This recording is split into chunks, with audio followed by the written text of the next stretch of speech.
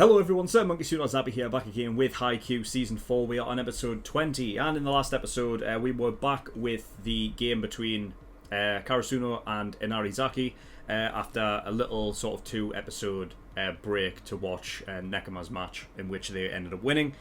So obviously we need Karasuno to go through, otherwise we will never get this amazing competitive match that we have almost been promised. Like, it's been laid, the groundwork is there.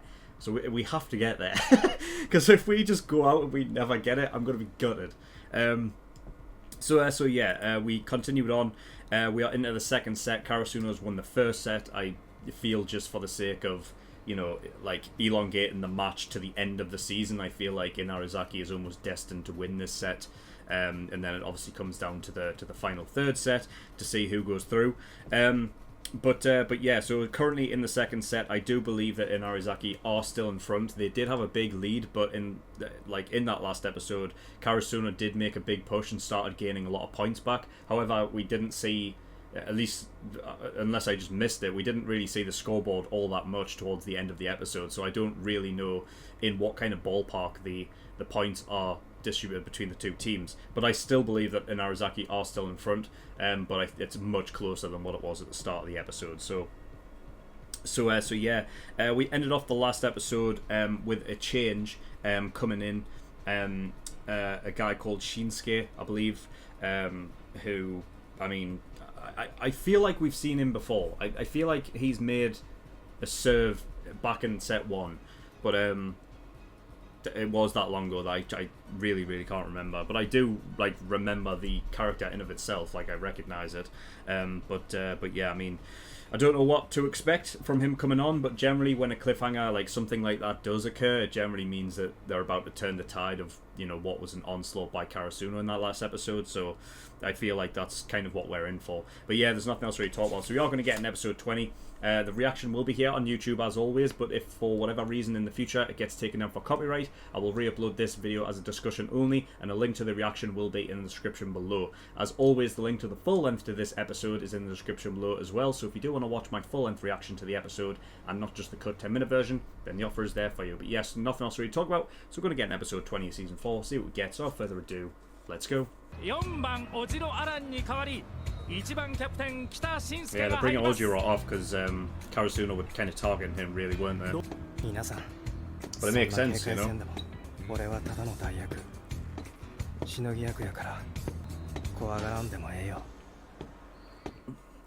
Okay, he seems very reserved, tiding them over, so just like getting them back on track kind of thing.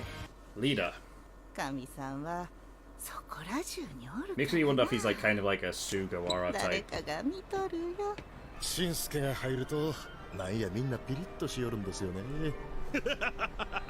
あいつの正論パンチ怖いからな。He's a jump floater, isn't he? Looks like it. One touch. He's got to pick it up. Bloody hell! Really dived for that one as well, and for his like first receive on the court. What the hell? It's 2 dives in a row. He's not gonna get it. Alright, you know, I was trying to say if it came back and he had to do it again. Yeah. Shinsuke みたいなやつがな、たまにおんねん。決してスターやないけど空気を締めるやつ。行動は無駄がなく、言葉は的確。Straight at the point kind of guy. ではあったが丁寧。Kind of like Daichi in a way, but でも北さんが初めて試合に出たのって3年になってかららしいけど、いや中学3年間スタメンどころかユニフォームもらったこともないって聞いた。So you never played a competitive match until like 緊張なんか this third year of high school.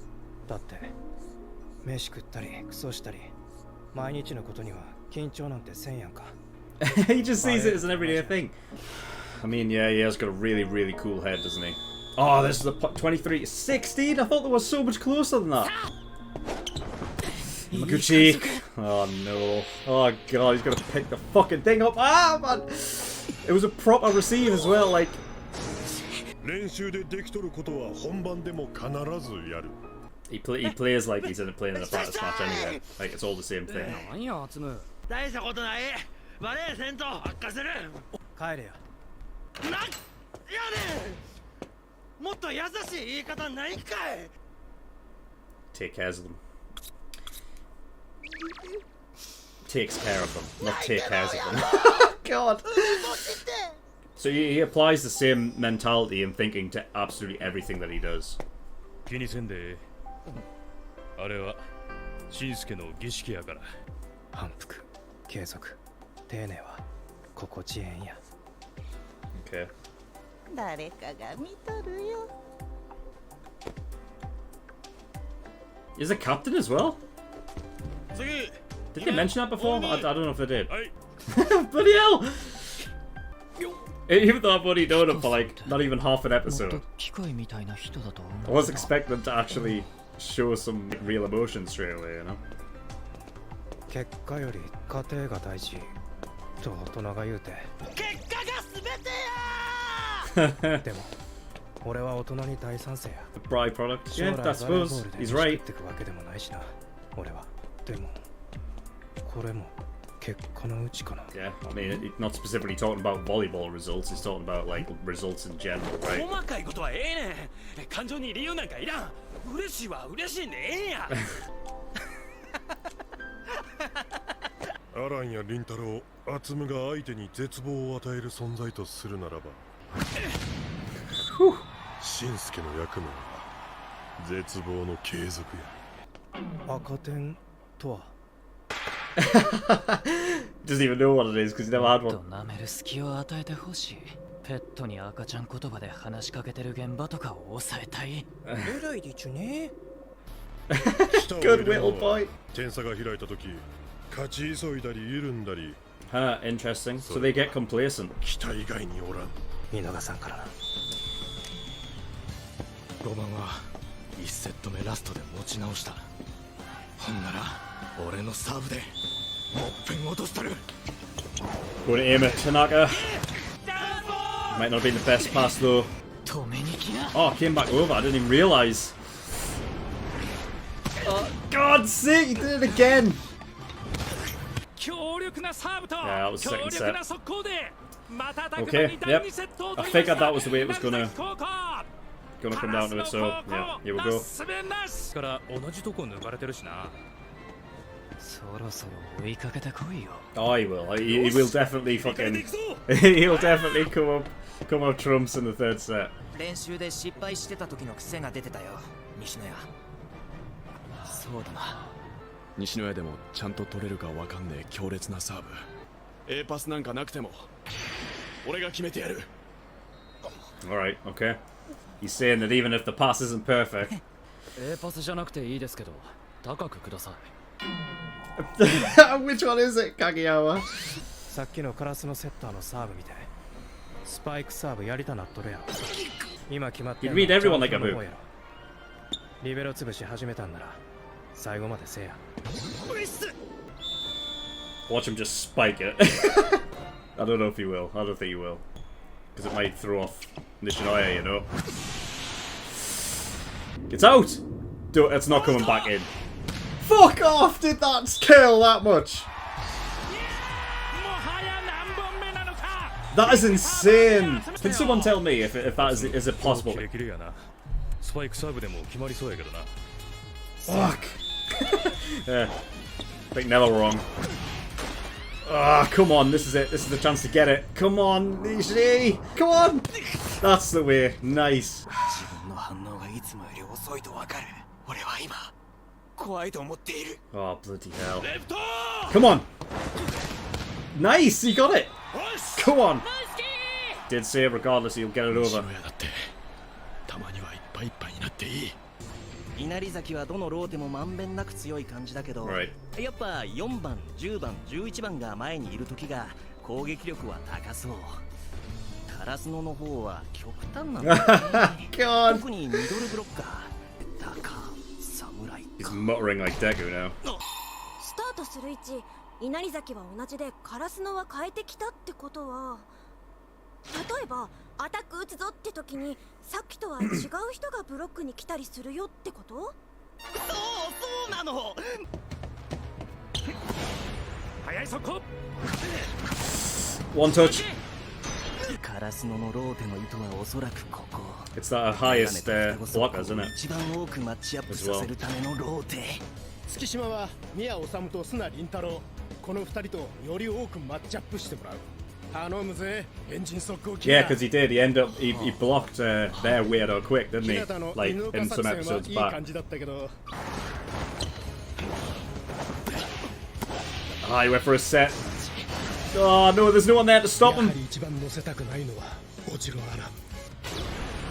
No way he's gonna get there. Oh god! Kageyama! Oh Jesus! Kageyama can do everything, man. He's... Wow. 全国のすげえブロッカーたち、何度叩き落とされたかわかんねえ。覆いかぶさってくるあの手は恐怖以外の何者でもない。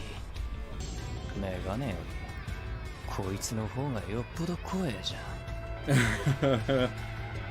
Really? Really? I don't know about that, man. In terms of blocking, I mean, that was amazing by Kageyama, but like I say, it's his bread and butter. He will stop him. He will stop his weird spike. Okay, episode 20, Leader. Right, now, Leader, I assume, is talking strictly about Shinsuke. But I'm actually surprised that, you know, like now that we're at the end of the episode, like we've completely finished it, that he wasn't in there more, I suppose. But like, you know, considering the title of the episode itself. But you know, he was only really for the first half of the episode, but he did exactly what he needed to do. And the thing is that with him, it's very much calm, cool, collected, responsible, reliable. All of these words that you can just basically apply to this one guy, and he's every single one of them. And he applies like the this mentality of, you know, like almost like it's just an everyday thing. Like even playing volleyball in a competitive, you know, in a competitive match where to so many people who are playing volleyball is, you know, is as stressful, and people want to give their all, and you know, obviously a lot of emotion comes into that.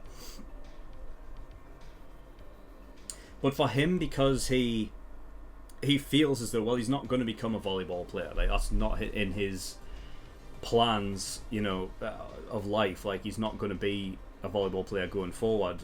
So to him, it's just kind of what he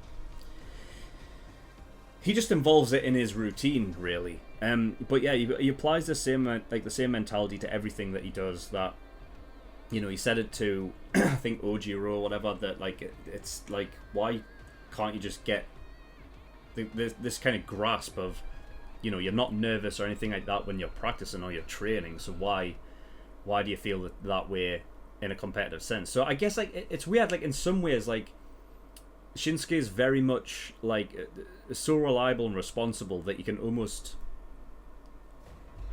I mean, you could claim that this guy knows everything. I mean, all of his grades have always been absolutely, like, you know, perfection and all of that. But then, I guess to not allow his, I guess, emotional side through.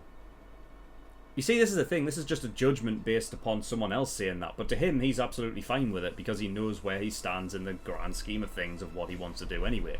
So nothing really bothers him to that degree. I guess just from an outside perspective, like looking in, like he needs to understand that obviously he doesn't have the mentality of somebody who would want to be a volleyball player in the future. Like, you know, somebody who is like that probably wouldn't get to that level, you know.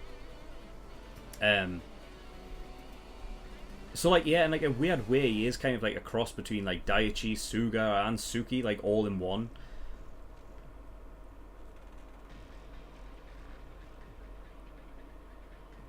Because he has that like sort of like calming and like reliable and responsible factor, like you know, like Mama Suga is,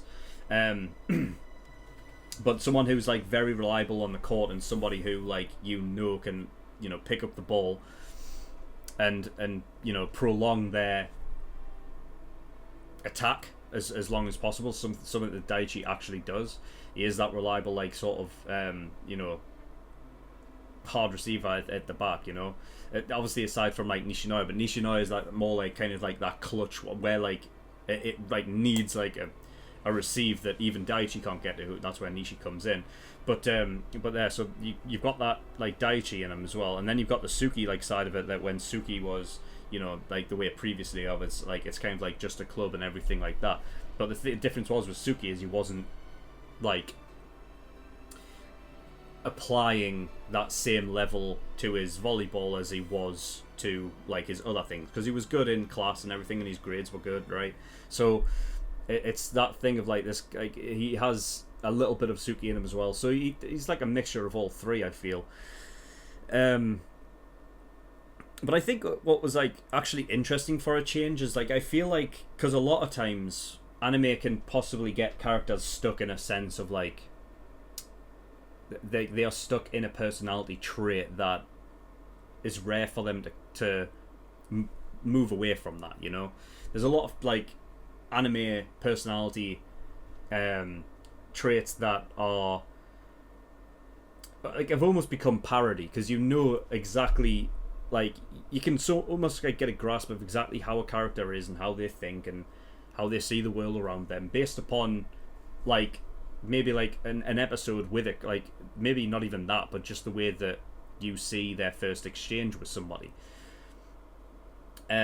I'm just talking about their personality trait. The difference obviously being like how, like why they have that personality trait is a whole different story, you know. That's where obviously character development comes in, but generally like on the surface personality traits you can kind of get a grasp. But the difference with Shinsuke, I felt, was actually that there were like a couple times in the episode that, you know, he actually let his emotions out. So one of them was when he cried, he actually saw the results of his of the process he was going through. They're his words.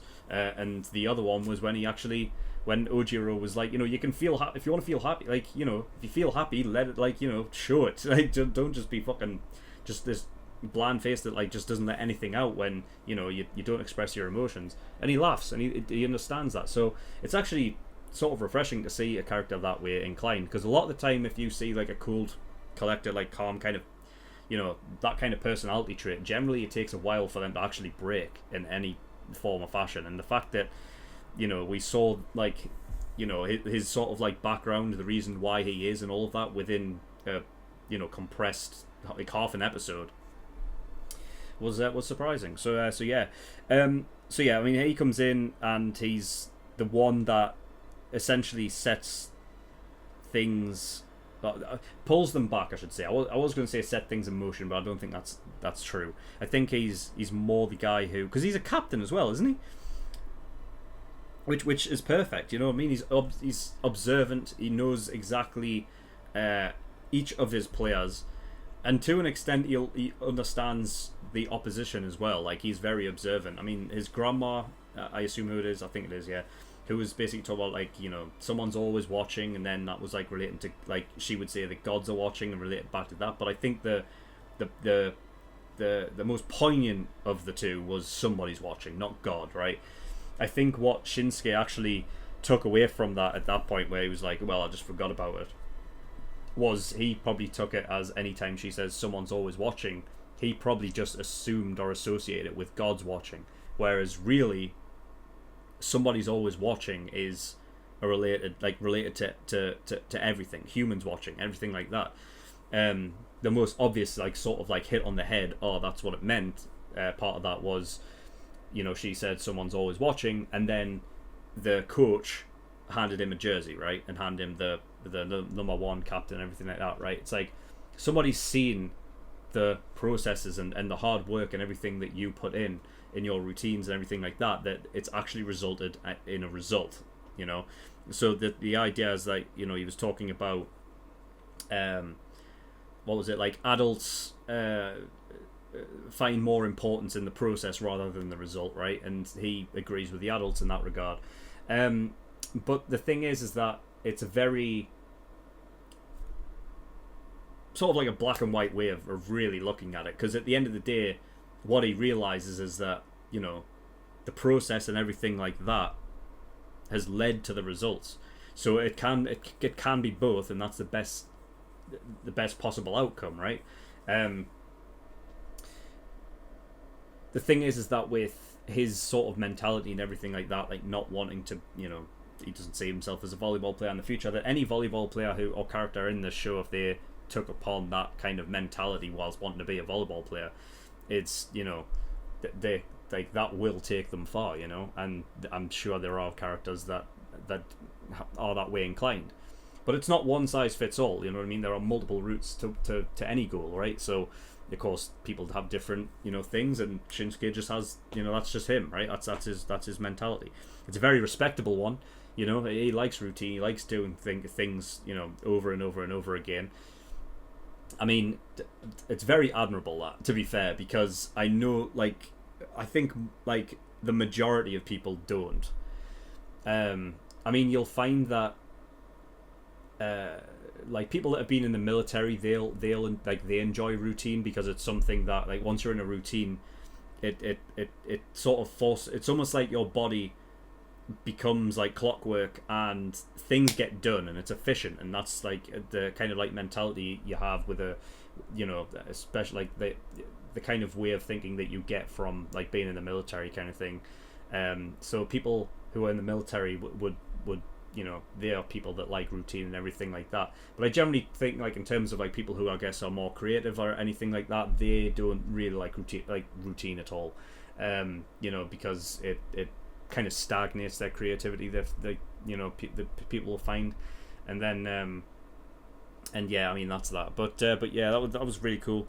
Obviously he came in, and it was interesting to actually note that Inarizaki actually as a team tend to get complacent, which, you know, is probably one of their biggest downfalls, I would assume, across the board, is that complacency. Complacency is never good, you know. And I think that's where Shinsuke is actually obviously he's the perfect guy to come in and set the tone and bring them back to, you know, to their routine, you know what I mean? If they're ahead and everything like that, I mean, that's an important note to say, like, to, you know, complacency when they're like ahead, okay? And that's the thing, is like, that's obviously when it's the easiest time to get complacent, because you feel like, you know, they're so far behind, they're never going to catch up regardless, right? And we could just ease our way to the end, when realistically they should just take a hold of that massive advantage and just absolutely pummel them, you know, because that it makes for an even bigger advantage. But yeah, I mean, the fact that, you know, it's interesting to know that, like, talking about like routines and everything like that, like, that's something that you consistently do, like, day in, day out. That's something that is so sort of built within over a period of time, when you've done something for, like, you know, so long that it, like I say, it becomes clockwork, and it becomes a thing where, like, you almost just have to do it because your body's telling you have to do it. They're the kind of people that don't end up getting complacent, is those kind of people, you know. So him being like that perfect counterbalance to bring them back is perfect for them. So, you know, and you can see by the fact that he's so observant. Again, like, him being so observant as someone's always watching, like, that applies to him as well, you know, like, he's watching everyone. So he's the best candidate, definitely, for sure, as a captain for them.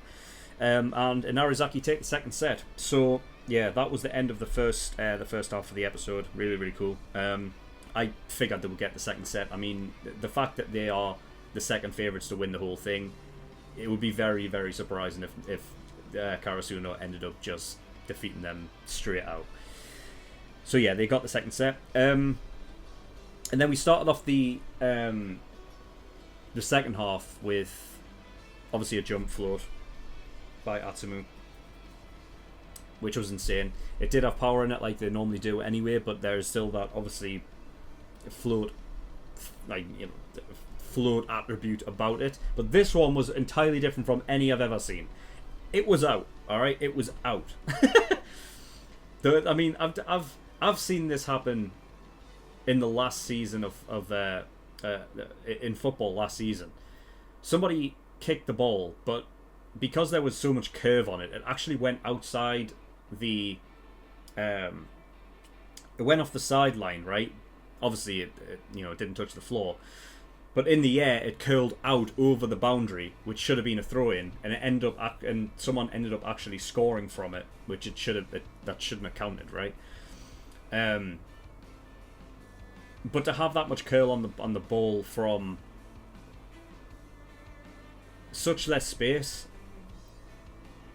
that was a lot of curl.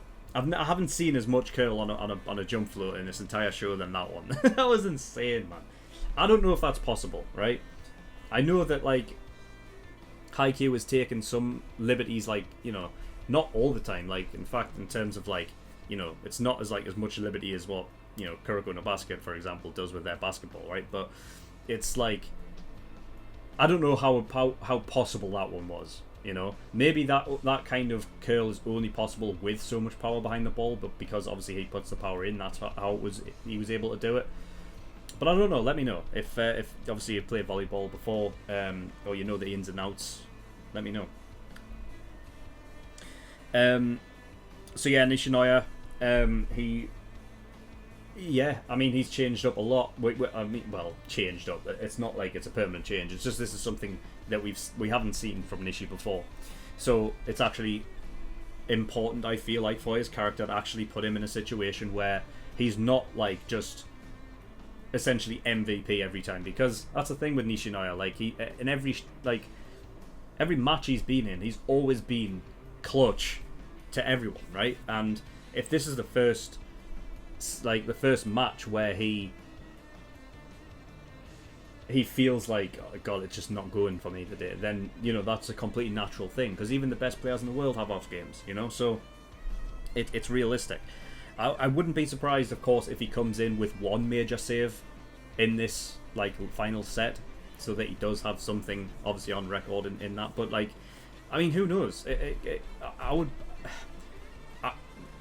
For the sake of his character, I would like for Nishinoya to not actually have that big a moment in this one, in this match entirely, because I think it's something where you can go into his character a bit more afterwards, where, like, he's feeling down and he's like, I've never felt this way before, something like that, right? And it takes the others to pick him back up. I mean, generally in terms of Haikyuu, like, that's kind of the idea, is what we go around kind of in circles a bit with the characters, obviously, is that, you know, somebody feels down, that they're not getting, you know, they're not doing what they want to be able to do with their body because they know what they're capable of, and it's just not working out, and it takes their other teammates to pick them back up, and that's something that obviously does happen again and again and again.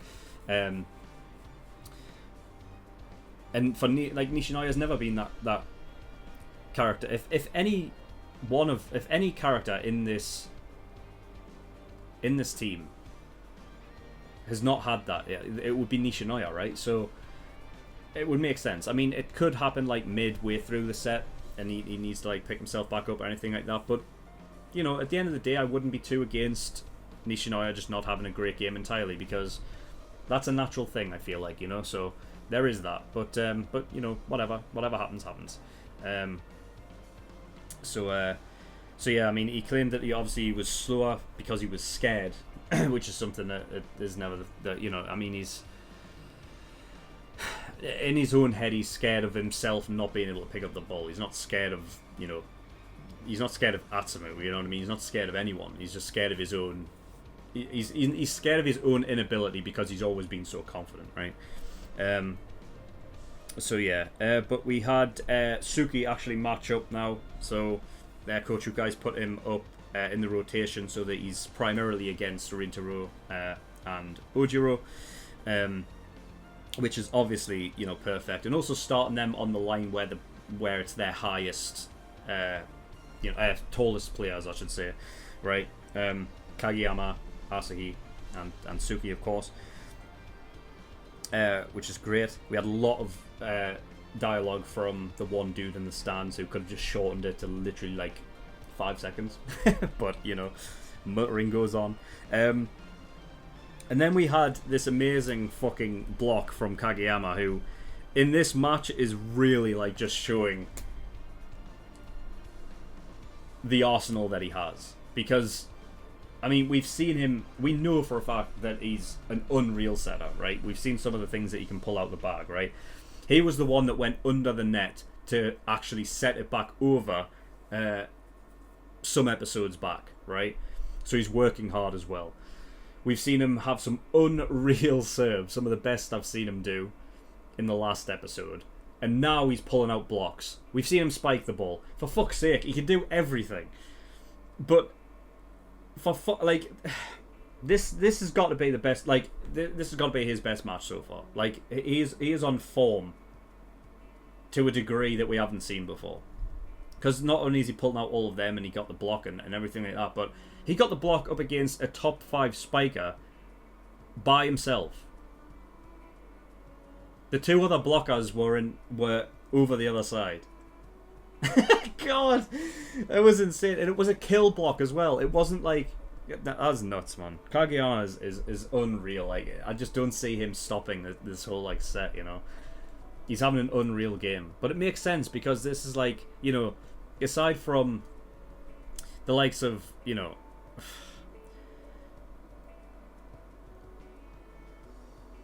he's got a real rivalry going on with Atamu. Of course, like the idea of like, you know, they first met obviously in the youth like national team and everything like that. But well,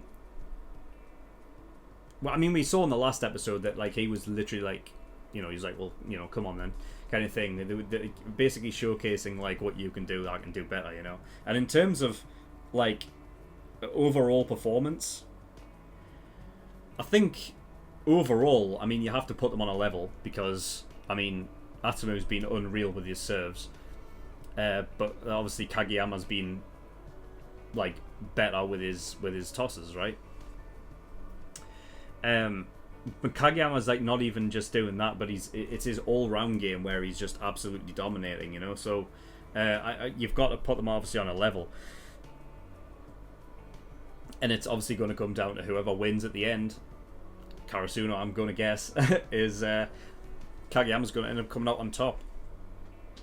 So yeah, unreal from Kageyama. And then at the very end, Rintaro claims that Kageyama is a scarier blocker than Suki.